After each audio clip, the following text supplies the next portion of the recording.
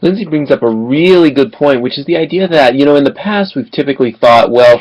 we'll either begin and end our discussions in class or we'll begin and end discussions online. And sometimes people or teachers will do things where they will begin a discussion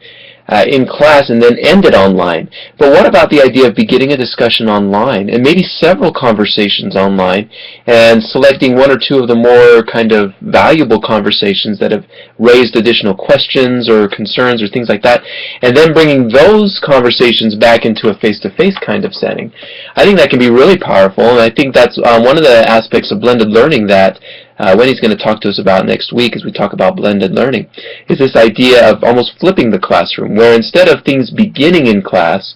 things begin online and then end in class, because sometimes the ending is where the human teacher is needed more than at the beginning. So something to think about. And you also mentioned Google Forms, which I agree are very cool, and I use them all the time. And that can be one way of beginning a conversation a little bit online, is you could assign a reading, for example, and then quiz the students on the reading, and based on those results, know what you should talk about in class the next day. You may be surprised that you thought something was going to be really challenging for students, and instead that was the part of the lesson that they understood really well, and it was something different that they struggled with, and so then maybe you might adjust your conversation in class the next day based on what you learned in the survey. So something to think about too.